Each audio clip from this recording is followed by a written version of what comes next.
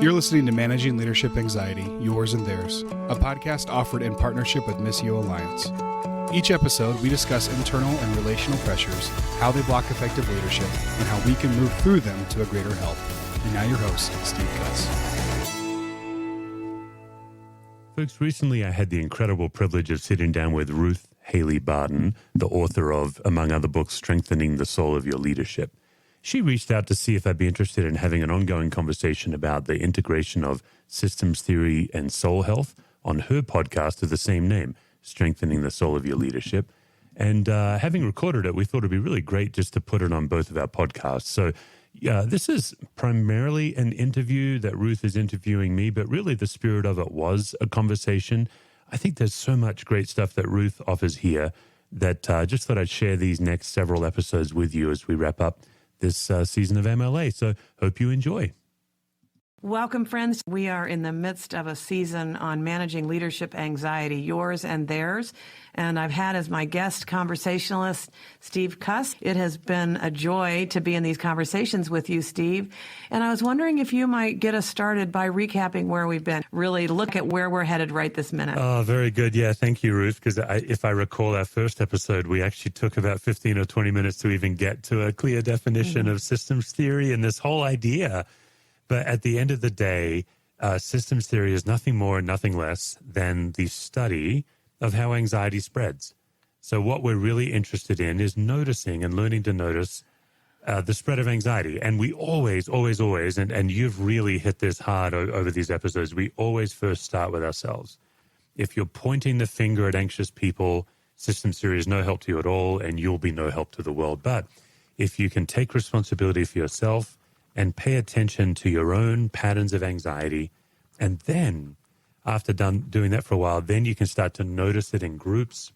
It gets really interesting because over time you actually discover recurring predictable patterns of behavior. When a group spends enough time together, especially a family, but also as staff, over time they fall into predictable patterns, and that's the evidence that the whole group has kind of a level of anxiety that's keeping them stuck.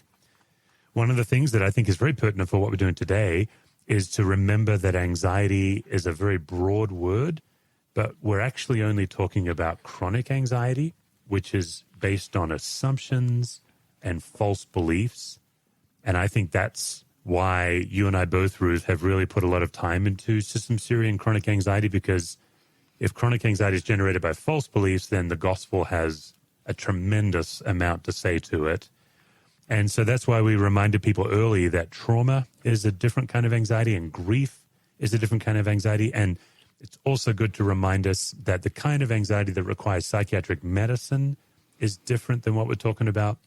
And psychiatric medicine is a gift from God that I think we should avail ourselves of if we need it. So that would be a general recap. And then our rules have been that we try to first notice, then we name, okay, what's good, and then we diffuse. And that's really where we pay attention to our soul and what the Lord's doing. So that would be a brief recap. Oh, that's fantastic. And I think maybe the one other thing I might want you to say something about is the spaces. What are the 4 spaces that we're always working in? Yeah. So what we've done in my organization is help people notice where anxiety is coming from. So the first space is the space inside me. You know, that's when I'm meeting with a critic and they're disappointed in me and I'm not aware that my need to please them is driving what's going on. That's the space in me. The good news, Ruth, is we all have 15 to 50 false needs, so plenty to die to on a daily basis. The second space is the space between me and the other. So if you've ever been a kid, if you've ever had a kid, or if you've ever been in a relationship of any kind, you are very familiar with anxiety that spreads between you and another person. The third space is the space inside the other person, and that's when you cross over into their brain. You're worried about what they're thinking about. You're trying to think your way into their life, and that's where assumptions really fly. And then the fourth space is the space between other people. This is the space where you either walk into a room and there's already something going on in that room, or sometimes you'll even notice it when you're the one in the room and somebody walks in and the whole temperature of the room changes. Yeah. And out of the 4 spaces, the third one is the only one we cannot do anything about. Only God can change another person. And so we try to train people to notice when you've crossed into third space and just, set that person free. And so the statement we use is what somebody thinks is none of your business until they decide that they want you to know it. And so this has been a difficult discipline in my life, I'll just say, as a chronically enmeshed person, as an overfunctioner, as somebody who likes to be liked. I've spent most of my life in third space, and learning to let go of it has been revolutionary in my life for sure. Great. That's really helpful, I think, even as we head into this conversation today, to be able to recognize the spaces and recognize what we can and cannot have any impact on. So today, we're taking a little bit of an interlude to look at a very important topic that came to me even as we were planning this whole season, and that is the question of whether or not systems theory is just a white thing. Is it just something that we white people have created to help ourselves and make ourselves feel better and give us a space to work in? So I've had a lot of curiosity around that question. And so today we've invited a couple of additional guests to be with Steve and I. First of all, we have Pastor Marvin Williams, who is the pastor of Trinity Church in Lansing, Michigan. And Marvin is someone who's been doing his doctoral work on systems theory in non-majority spaces. Welcome, Marvin. Could you tell us a little bit about yourself, where you're pastoring, what your context is, and what the work is that you're doing right now? Yeah, thank you, Ruth. And it's great to be with you and Steve, my good friend. Again, Marvin Williams, and I'm a pastor in Lansing, Michigan. The church is Trinity Church, and the church is a majority church. And if you could see me, you probably would see that I'm black. I'm a black man leading and serving in a majority space, and it's been great. I've learned a lot. All of the spaces that Steve talked about has been a part of my time at Trinity Church. As you mentioned, I'm working on a doctorate from at Fuller, and the topic I'm going after, it's kind of a mouthful, but it's you'll get the gist of it. It's my whole black self. How to help black men who are worshiping, serving, and leading in majority spaces, how to help them, how to help us actually grow in courage, resiliency, and influence through self-differentiation. Self-differentiation is a systems theory phrase and word. And again, I'm still a novice at this, but it has revolutionized my thinking. It has lowered my anxiety, and it has allowed me to show up differently in spaces where typically I would probably have anxiety. So that's a little bit about myself. Oh, Marvin, that sounds like such valuable work, and I cannot wait until it becomes something that we can all read and learn from. Thank you so much. Absolutely. We're also joined today by one of our staff members, Reverend Tina Harris, and she is our new cultivator of community and connection, which means that she is really leading out administratively and pastorally in our Transforming Communities, our 2-year experience of formation for pastors and Christian leaders.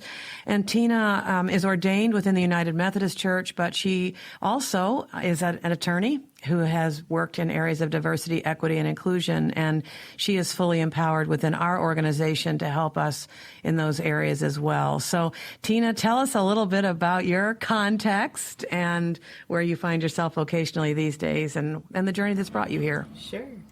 And Ruth, thank you for that introduction. I just wanted to mention that I've only been here about 2 months in this new role. And so forgive me in advance, but I'm learning as I go. I was first introduced to doing diversity, equity, and inclusion work while practicing about 20 years ago. And it was at the time, I was one of the first people in the country who were doing that kind of work at a law firm.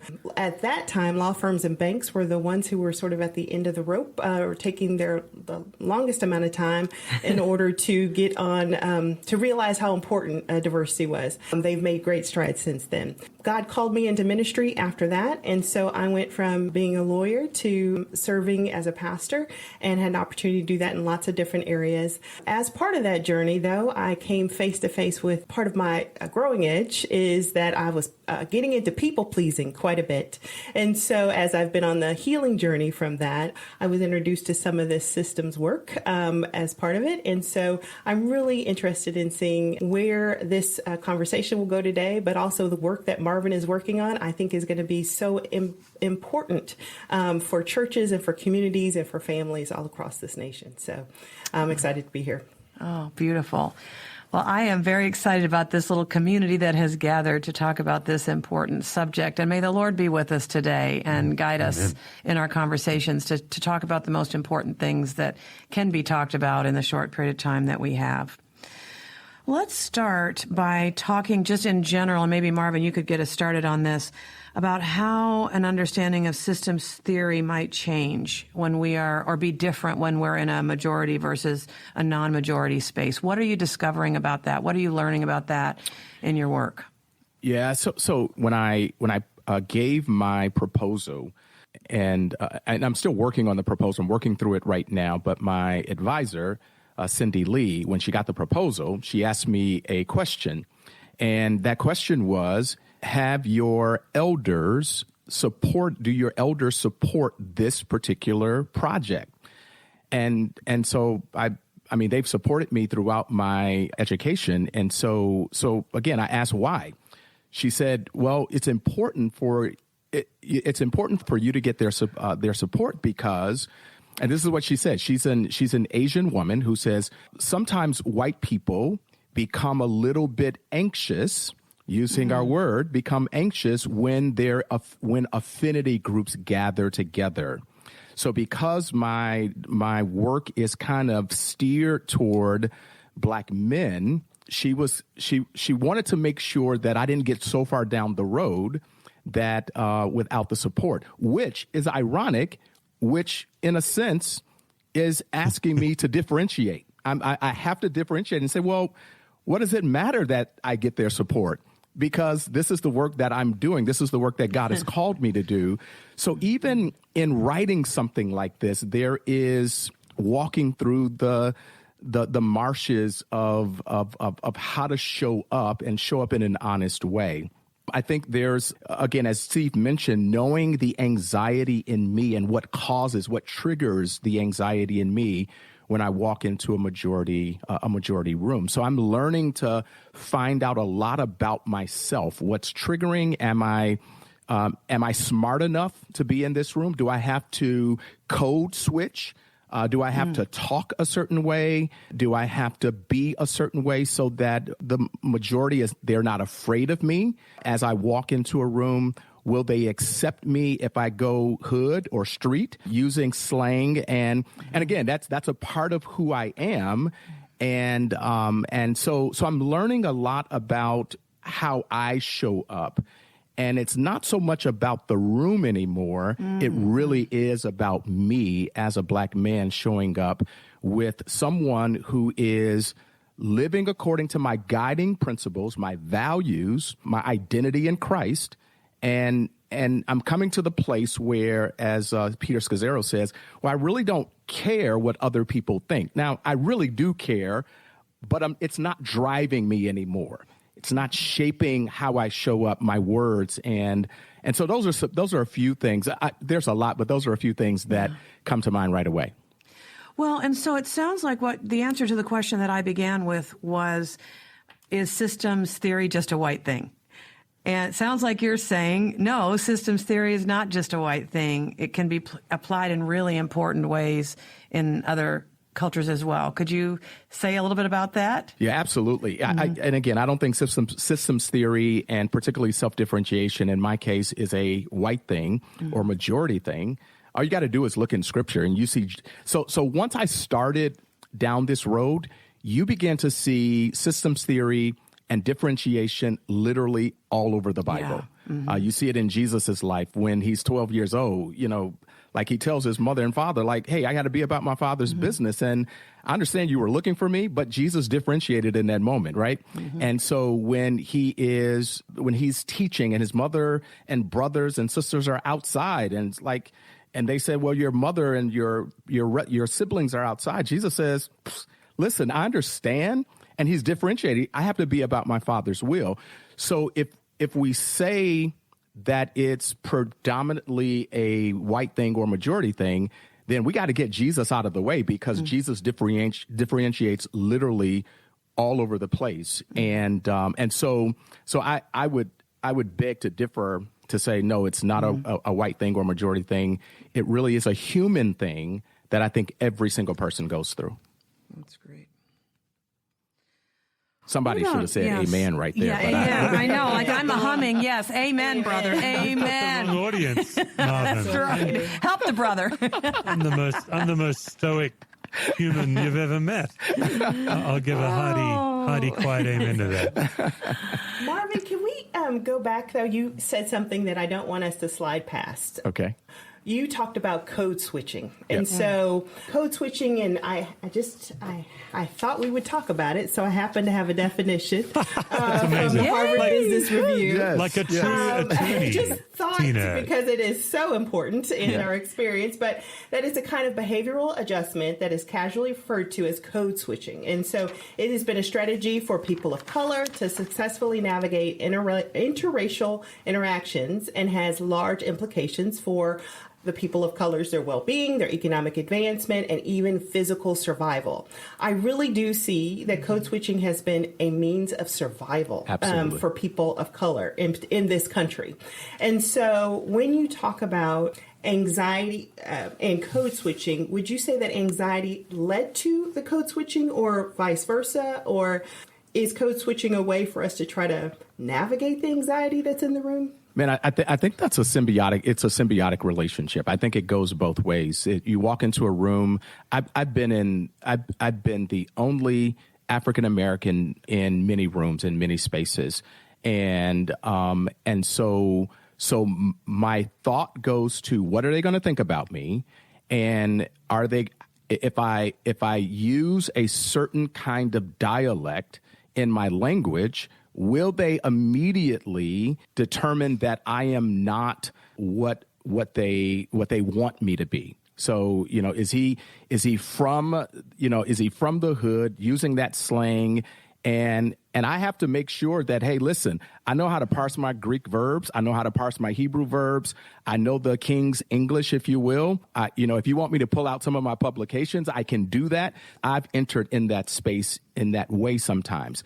But then by the same token, if there is someone who is asking questions, like, for instance, I preached at a majority church a while back, and a man came up to me and said that I listened very carefully to what you had to say, and I didn't find one mistake. Now, he didn't say anything about the message itself, but now I have to code switch again to say, all right, let me give you more than what I just gave you on the platform, to prove to you that I know what I'm talking about, and that I am just as, Tony Evans is not the only black preacher that people, connect with. So again, I found myself going back and forth, going into the space, feeling anxious, having to show up as my true self. But then even after the fact, saying that I want to go even further to prove that I belong in this space. It's unfortunate, but that's what I've had to do for the better part of my life. So, Tina, you're the pastor/attorney on this podcast. Yes, Lord. Therefore, your preference is to be the question asker. But we have questions for you as well. Oh, of course. Congratulations. Where have you experienced code switching? That was an incredible. You mean today, Steve? Because it's every day. Today, I would love to hear today. That would be great. Sure. So I do think code switching has been part of my everyday reality, but not just mine. I think people of color and perhaps anyone that's not in majority. So, for instance, if someone is in a lower socioeconomic status and grew up in that way, and they're going into an area that's more affluent, they are going to try to figure out how can they fit in. But I also believe it is a form of bondage, right? And so I feel like breaking free of that, becoming aware of it and breaking free of it is part of the work of the Holy Spirit, which is lovely, because I don't want to have the burden of trying to make everybody in the room understand me or accept me or like me, because it's not possible. And have gotten to the point of being 50, African American, I'm tall, like of being all that I am, is that I feel like the room's missing out. If it's a majority room and I have to code switch, they're missing out on parts of me that would bless them in a mighty way. And Amen. so I just think that happens. But Steve, it comes to everything from, like, if I'm still to this day, I can go into certain stores and be followed around. Now, that's more of a microaggression, but where I feel like I now have to, sort of act a certain way to be sort of less of a threat, so the person might respond to me a little differently. And that's really about safety and survival, not just sort of professional opportunities, that kind of thing. Yeah, I think that's where this conversation gets interesting. I'd be interested to hear from Ruth and Marvin on this. Is we came in, and this whole series of episodes is on chronic anxiety, which is built on assumption. I'm playing with an idea in real time here, but a lot of what Marvin and Tina are talking about is not as much their chronic anxiety. It's more crossing into trauma, acute anxiety, like actual, when you're using words like survival, but it's crossing into the chronic anxiety of the majority culture because of our assumptions. So in this case, it feels like the majority culture is generating chronic anxiety, but not always carrying it. I guess, Marvin or Ruth, what would be your take on that? Yeah, that's interesting because, again, Steve, we would know this for those who have kind of been around Bowen's theory, is that there, you have this equilibrium, and then someone breaks out of the equilibrium to say, it is time for me to change. It's time for me to show up as myself. And then guess what happens? The entire system becomes afraid and says, you need to change back to what you were. And then at that point, the person has an opportunity to either enmesh or to continue to live according to values and say, I am not going to change, but my changing is going to be for the good of the system. And if we don't see the change, whether it's African Americans or Latinos or what have you, if the majority culture doesn't see that it's good for the entire system, then you're right. I think probably the majority sometimes carry that anxiety because it's like African Americans are trying to be free from a lot of the stuff that they've carried, whether it's microaggressions or other things. And I think the majority ends up, I think, sometimes carrying some of the anxiety through that process. Does that make sense? What I just said regarding what Bowen kind of talked about? Yeah. And Tina said it so beautifully when she said, "If I hold back, then this room is not going to benefit from the whole of who I am in my differentiated self." So that idea that differentiation actually benefits everyone if we can accomplish it, and if the person who is changing resists the system's attempts to get them to change back, but instead continues to bring themselves, then they are blessing the whole system. Absolutely. Versus allowing the system to stay stuck, which is very, very exciting, in the current, in some of the current conversations that we're in together. The other thing that struck me in your story, Marvin, was the fact that when that person came up and kind of challenged you, because they really were challenging you by saying, I didn't, hear. Well done. You got it all. Yes. I judged you to get it all right on That's my right. fingers. And so now you're, living up to some standard that he has in his own mind. But it also occurred to me, though, that you probably had to manage your own anxiety in that moment, that there'd be so much that would want to rise up, inside you at that moment, but that the ability to manage your own anxiety so that you actually had a choice versus just reacting in old ways or unexamined ways or whatever. The importance of the inside you space. There was the between you and that other person, but the inside you space you were managing, hopefully to some end that you felt good about. Yeah, and I tell you, it is, again, managing the anxiety, differentiating is such a difficult thing because we like to be liked, we love to be loved. Mm-hmm.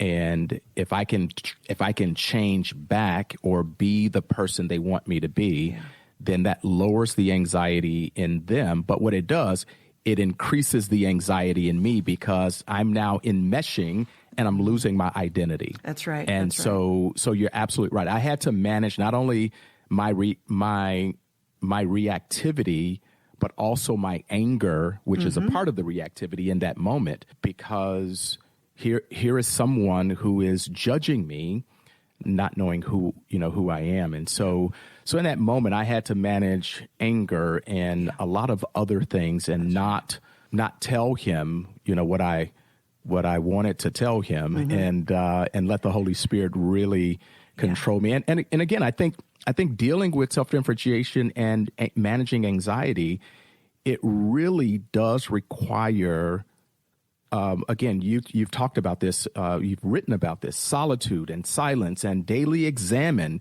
to see where I differentiated without the fruit of the Spirit and where I've differentiated with the fruit of the Spirit and shown up as the true person who is being shaped and changed by Jesus. And so, again, I think a great observation. I did have to manage my anxiety in that moment. Yeah, and what gets so exciting to think about is that the freedom that you had, because you weren't hopefully caught in your own anxiety, your own reactivity, your own anger, or your own desire to change back to be liked. You didn't get caught up in any of that. You were able then to have real choice, like real freedom about what you would do in a moment like that, which to me is what is so exciting, that sort of internal freedom that you have to make your own best choice in that moment from a differentiated self is a very exciting possibility for all of us. Yeah. So, well, Can I ask a clarifying question, though? So for our listeners as well as for myself, I just want to make sure I'm clear that when we're responding from that place, from that differentiated place, we can still set somebody straight, right? So yes, still say to the person that was inappropriate. Yes, I appreciate that question. Okay, because, I just want to clarify. Okay. Yes. Yeah, because sometimes, like when you are in majority culture, there is a disturbing default that you just assume that this is the way things are. Like if I had the audacity to go to Marvin, and what I'm basically saying to Marvin is, as a white guy, I have decided that you're going to be okay. Like, well done. And it's very condescending. Yes. But if Marvin had given me his anger, that might have been the gift I needed. And that's got to be so tough is, okay, when do I give you my anger to try to help you? Because I have grown a lot at the end of somebody's anger when I have been offensive without realizing it. Yeah. Especially as a people pleaser, that'll help me grow. So I think you're onto something, Tina. Like part of what we're talking about here, Ruth, we haven't yet covered in all the things we've covered. We haven't covered one of Bowen's great concepts, which is societal regression. A lot of people do take systems theory through the lens of an individual person. Societal regression is simply the idea that as we keep catching the anxiety that's around, we all get less able to connect with each other. We're seeing that happen now. And Bowen, if he were alive today, would not be surprised at all at the state of our culture. But what's occurring to me is if the majority culture are primarily generating the anxiety and the non-majority are carrying it, culture will not heal and grow. What's required is those, and this is the same rule with individuals too. The rule is, okay, who's spreading it? How can they carry it instead of us all carry it? So the challenge in this conversation is, okay, how does the majority carry more of the anxiety that we're generating? And when we are ignorant or when we don't care about the plight of non-majority, that's a tough spot for non-majority to be in, for sure.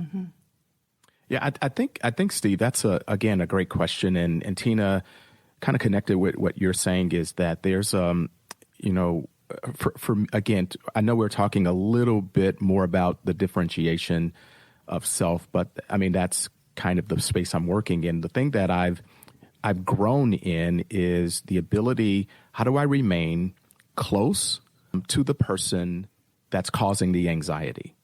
So I can detach, and I've done that in the past. I've detached, and so I kind of look at it this way. I kind of look at it as if you're detaching, you're becoming Stokely Carmichael. If you're enmeshing, you're becoming Uncle Tom. And so how do I not go to either pole, but to say to Steve, hey, Steve, can we have a conversation? I love you, and I love who God has created you to be. you actually caused some reactivity in me when we had this conversation. And I want you to know that it truly angered me. But instead of me going away and distancing myself from you, can we have the very difficult conversation about some of the things maybe you said and you may not have been aware, or maybe your family of origin has now leaked into this present situation? Can we have a conversation about that? And leaving that conversation not detached from each other, not angry with each other, but actually moving closer to each other because we were honest to have a very, very difficult conversation that could have actually distanced us even more. And I think the majority culture has to be willing to say, I am going to move toward, and I'm not going to get tired. Okay, we're talking about this again. No, we're moving toward each other, not away from each other. And I think there may be a little bit more progress when we do that. And you were able to do that, though, without acting out and exactly. slapping. I mean, and I think that's kind of where we are in the culture, too, right now, is that we've seen a very public display of unbridled anger that actually was a disappointment to the person who committed the action. He disappointed himself. He disappointed, maybe the most important one is himself, because that was not the journey he wanted to be on either. So I think that there's the not saying anything and just giving in, which would be becoming detached, which we don't want. There's this middle way, which is you remaining a self, but communicating honestly and openly with that person, staying connected while maintaining your sense of self. Yeah. And also not acting out, and the reactivity that you named so well, not giving over to reactivity and being out of control in a way that actually even disappoints yourself and your own intentions in the world. Yeah, there's a lot to navigate right in there, isn't there? The other thing from a systems point of view is if Marvin is going to decide to make that move, I'm going to move toward this guy, I'm going to try to help him. Tell him how see. that felt. And In systems theory, it's very helpful to be prepared for resistance so that when you get resistance, you're not surprised or you don't fold. Because I would imagine, I was picturing what it would be like if Marvin had come to me and I had come back to Marvin and said, well, you just need to be less sensitive, or some form of resistance. With rather than me receiving what he's trying to help me with, I get combative, I get blamey. In systems theory, the genius is Marvin has already played out like chess the next 3 moves, and he's already decided, okay, how far am I going to go? But it's unusual for it to be a one-time move. I think that's important to talk about, particularly in this conversation. What's unfortunate is the non-majority people still have to carry too much of the weight of getting this conversation to even be able to happen, because I think what we're seeing now is the conversation begins and it escalates and then it stops. But it's almost like you have to say, well, there it went escalating. We knew that would happen. Okay, let's all get through the escalation. Okay, now can we have this conversation? I know I've felt that in my life as a majority culture person, the initial defensiveness. I remember the first time I learned about privilege, saying, well, I grew up poor. I'm not, but of course what it means is my skin color affords me a phenomenal benefit that I'm not aware of, and so on. So I think that's also an important thing to talk about, the nature of resistance. And then I think every person has to decide, how far am I willing to go and not go? And actually in differentiation, you talk about Dr. Martin Luther King, one of the models of differentiation. Yeah. And the amount of resistance he faced and calmly pushed through was pretty stunning. Mm-hmm. Steve, I would just add in, and in your book, when you talk about learning how to manage one's leadership anxiety, is going to take years. Yeah. Many years. I would also like to encourage us to remember that us learning how to have a conversation and to really grow when it comes to being well connected with all of our brothers and sisters of every single background, ethnicity, context, etc., that is going to be a lifelong journey. And so I think sometimes we like the quick fix, and we think that we can have sort of the drive-through solution that will have one good workshop and one training about race in America. And then, I'll listen to the Martin Luther King Day sermon, and then everything's fine. That is not at all how this is going to work. And so this is something that, particularly my majority brothers and sisters, I really want them to hear that this is a lifelong journey for them to sort of understand and embrace how we can walk this out together.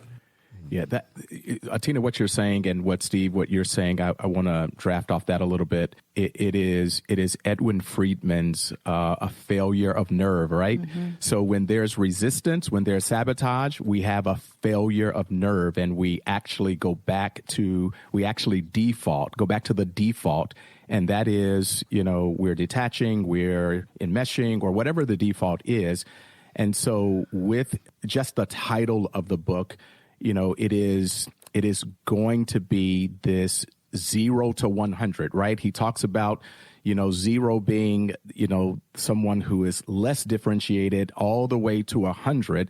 And nobody ever gets to 100 per se, but we can improve daily, and we can be conscious of what's happening on a daily basis.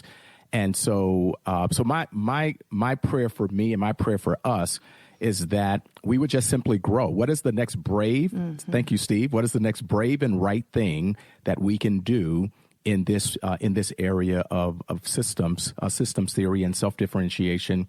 What not the next 50, not the next one, just the next brave and right thing we can do today, which I think will help the cause and move the ball down the field a little bit. Steve, that was American football idiom right there. I just wanted you to know that. So. Isn't that great? It's very helpful. Yeah.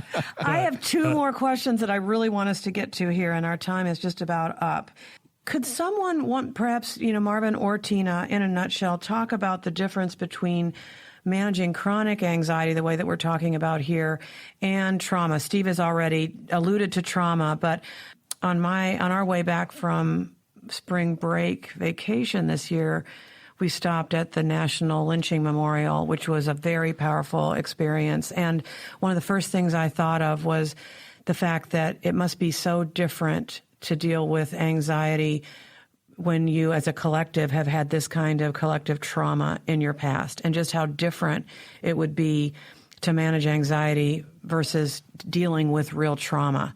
And could one of you speak to the difference between managing chronic anxiety and managing trauma, real collective trauma or trauma in one's family or in one's personal life? So I think that's the chronic anxiety is, I think for me, a little bit more immediate.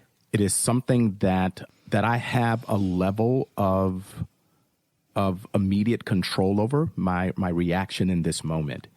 For me, and again, I may be short on this. The acute anxiety piece, it triggers, and it could be a word or phrase mm-hmm. that triggers it, and it is more than just an immediate reaction. It is mm-hmm. deep healing, deep work that needs to take place.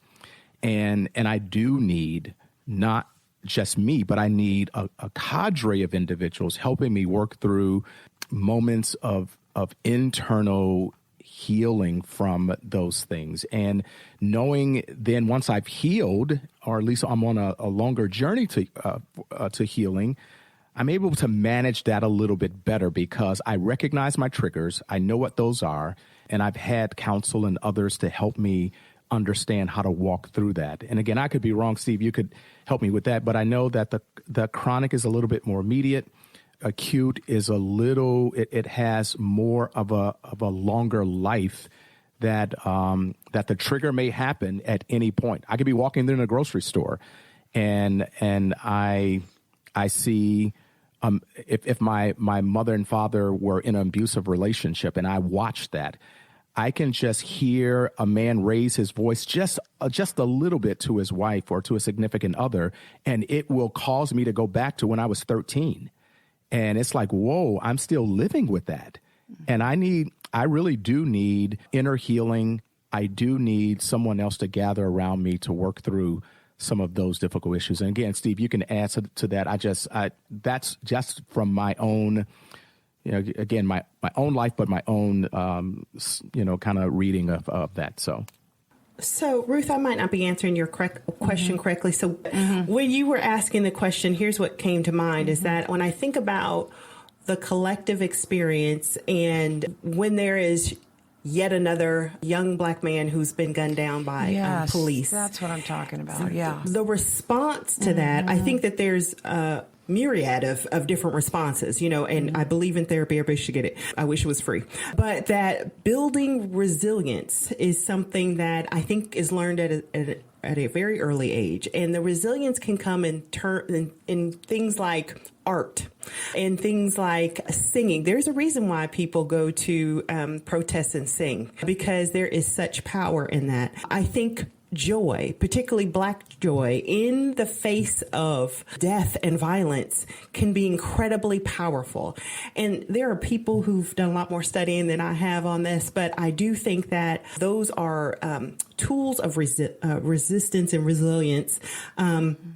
But even things like deciding that if the world is going to treat me terribly, I'm going to treat myself well.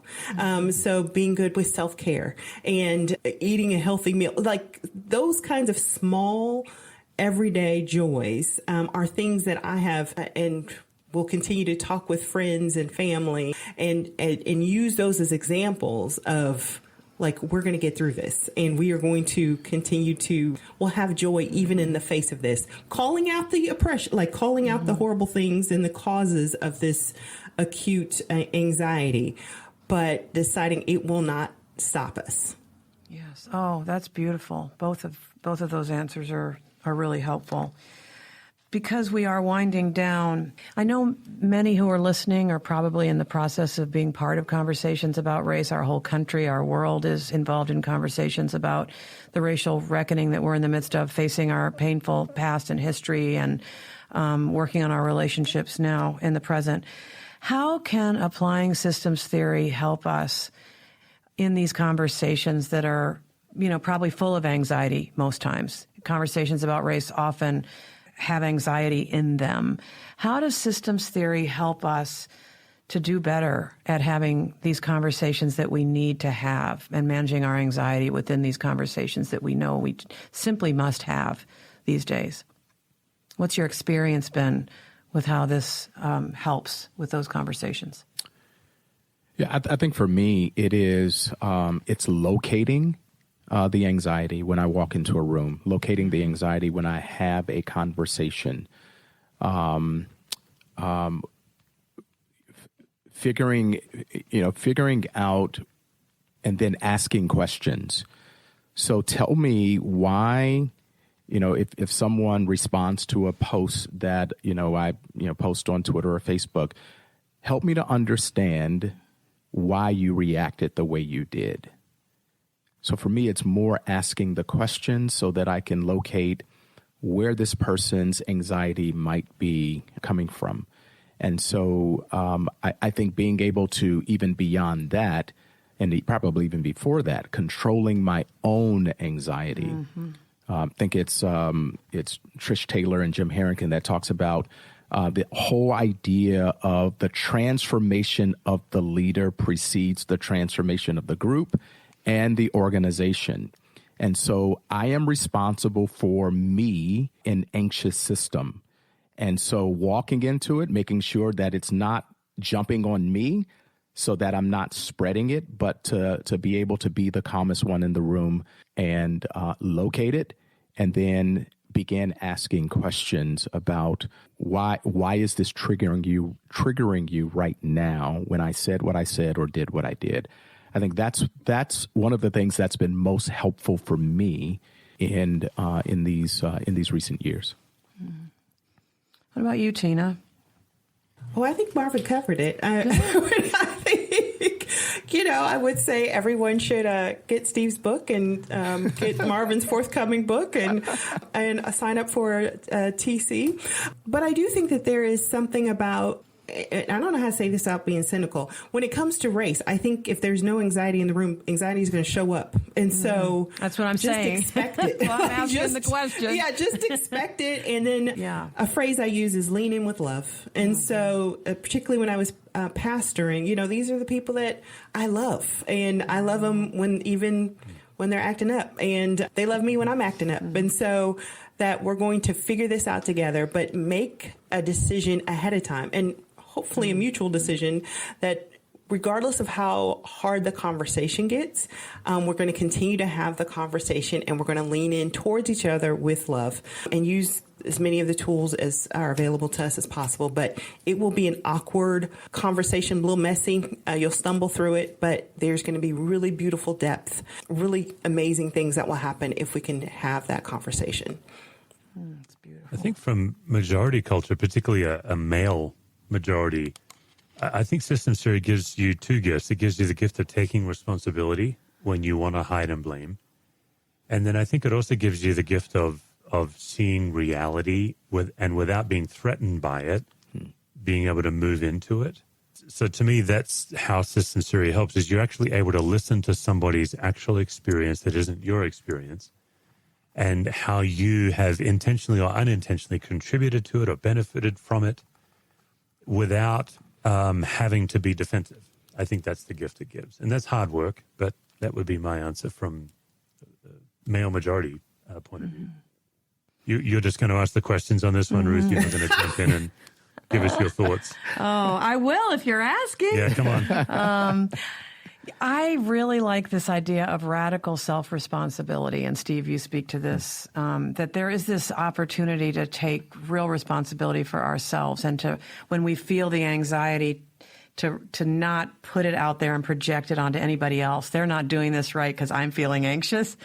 But to really take responsibility for myself in that moment, even things as basic as breathing. No one has mentioned breathing yet. But when you feel the anxiety, to actually take a moment to breathe, to notice where the tension is in my body and try to open my hands or uncross my legs or breathe into the space of tension. And even just to say to myself, I'm going to be okay, even though this is hard and even though I'm uncomfortable and I'm not even sure I agree with everything that's being said here, I'm going to be okay, you know? And that even gives you the ability to do some of these other things, like leaning in versus leaning away, like continuing to listen to learn versus getting to be defensive.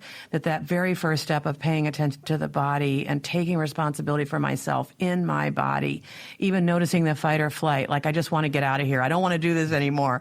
But in the breathing, to come back to my deeper commitment, and that is I want to stay in the room with these people, to your point, Tina, because I love them and I am committed to them, so I'm going to stay in this room. That all, this taking radical responsibility for myself, even in the most uncomfortable moments, to me it's very hopeful and it's very life-giving to know that I have that kind of freedom, that I don't have to be completely tied to my own anxiety, but that I have the freedom to make really good, loving choices in these moments and lean in. So I find myself even leaning into you all right now. Like I just want to just keep being with all of you, because this has been a really important beginning. And I know it's just a beginning, Marvin and Tina in particular. I know this is just a beginning, and that we're in some ways on the surface of some of the deeper things that need to be spoken of. But thanks for making such a beautiful beginning with us in this conversation and bringing your whole selves.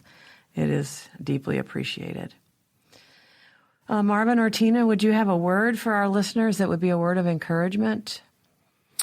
Yeah, I think one of the things that Tina mentioned, leaning in with love, but also recognizing that this is a journey. Mm-hmm. And even if you falter, whether the majority culture or the non-majority culture, get back up and keep growing and asking yourself, what is the next brave and right thing that I need to do in this moment? And I think that question will yield a lot of fruit as we move forward. Yeah. Thanks be to God. Bless you both. Thanks for being our guest today. Friends, if you're listening to this in May or June or any time around there in 2022 or afterwards, then the Calm, Aware, Present Journal is available for pre-order. We're placing orders in May, and then in June, you can go to www.stevecusswords.com. And depending on when you click on it, that'll either link you to the Kickstarter campaign for pre-orders, or if you're a little after that, it'll link you to the Capable Life page where you can place your order. We'll be delivering journals in August. As we've been saying over and over, everybody needs an intentional, proven path. And the Calm, Aware, Present Journal is a 12-week journey, giving you a new tool each week, as well as daily reflection questions, midweek pause, and then an end-of-week reflection to help you lower reactivity, and increased connectedness. So if you want to know more, go to www.stevecusswords.com and you can click through to place a pre-order for your Calm Aware Present journal. For more resources, visit stevecusswords.com or missioalliance.org.